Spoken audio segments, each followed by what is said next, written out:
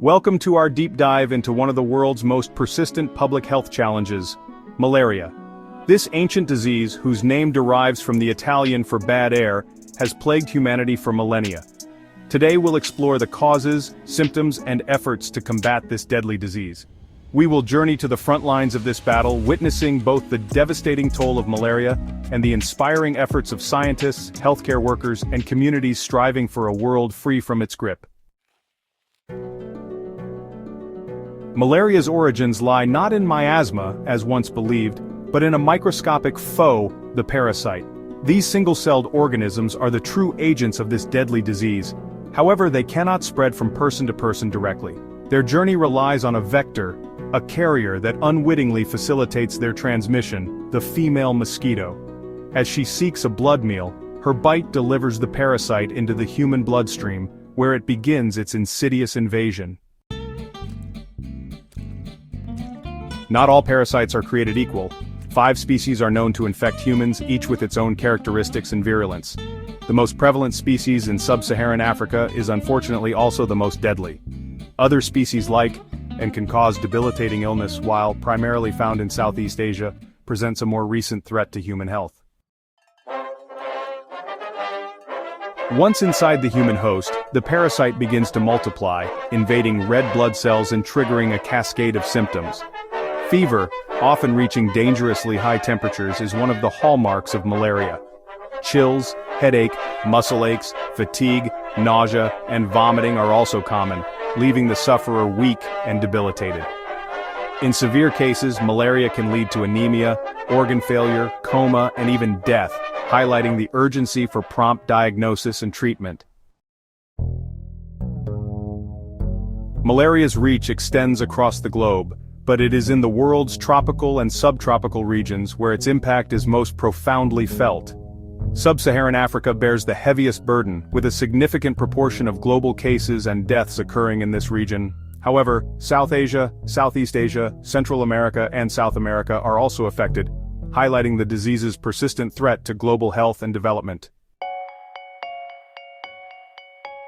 While the bite of an infected mosquito is the most common mode of transmission, malaria can also spread through other means. Blood transfusions, though rare due to rigorous screening protocols, can transmit the parasite.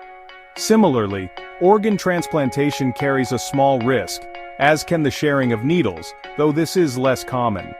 Tragically, malaria can also be passed from a pregnant mother to her unborn child, highlighting the disease's potential to impact multiple generations.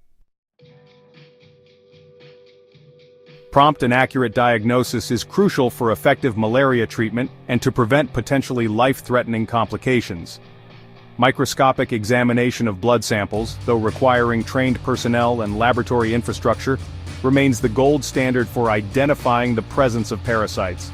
Rapid diagnostic tests, which detect specific antigens produced by the parasite, offer a faster and simpler alternative, particularly in resource-limited settings. These tests have revolutionized malaria diagnosis, enabling healthcare workers to make timely treatment decisions.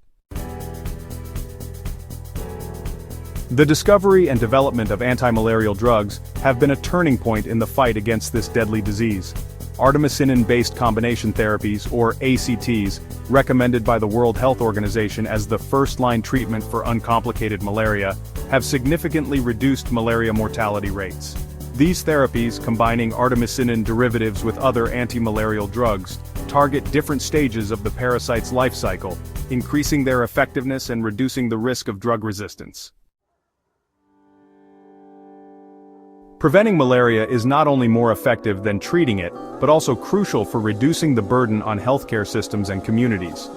Insecticide-treated bed nets, or ITNs, providing a physical barrier against mosquito bites during sleeping hours, have been instrumental in reducing malaria transmission. Indoor residual spraying, or IRS, where insecticides are applied to the walls and ceilings of homes, kills mosquitoes resting indoors after feeding. Together, ITNs and IRS form the cornerstone of malaria prevention efforts, complemented by other strategies such as larval control and environmental management to reduce mosquito breeding sites.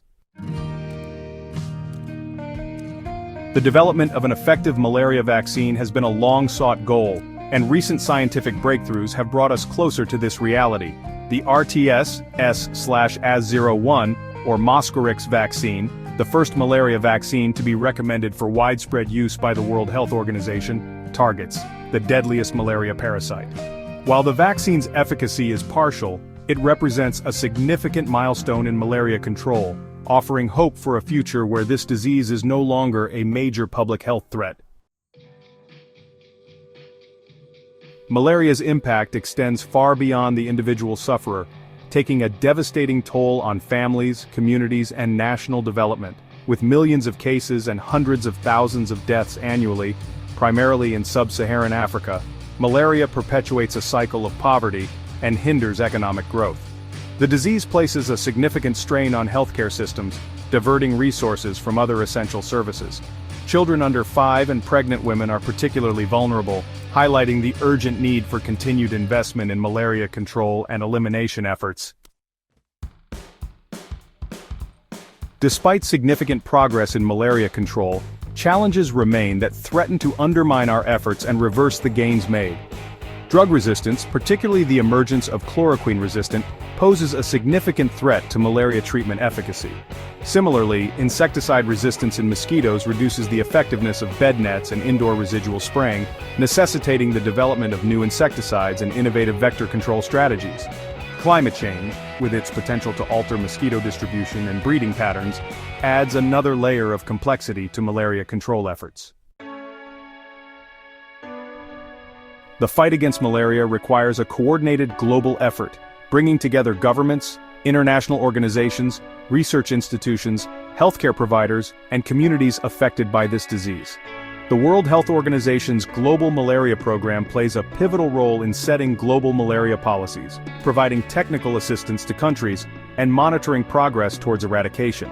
The Rollback Malaria Partnership, a global alliance of partners working together to reduce the burden of malaria, has been instrumental in mobilizing resources, raising awareness, and advocating for increased investment in malaria control and elimination programs.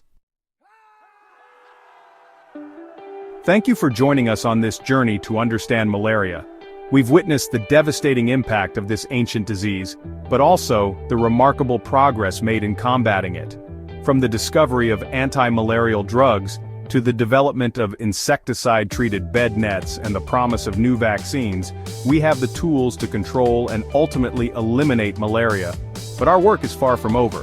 Drug resistance, insecticide resistance, and the evolving challenge of climate change demand our continued attention and innovation. Stay informed, stay safe, and let's work together to combat this global health challenge.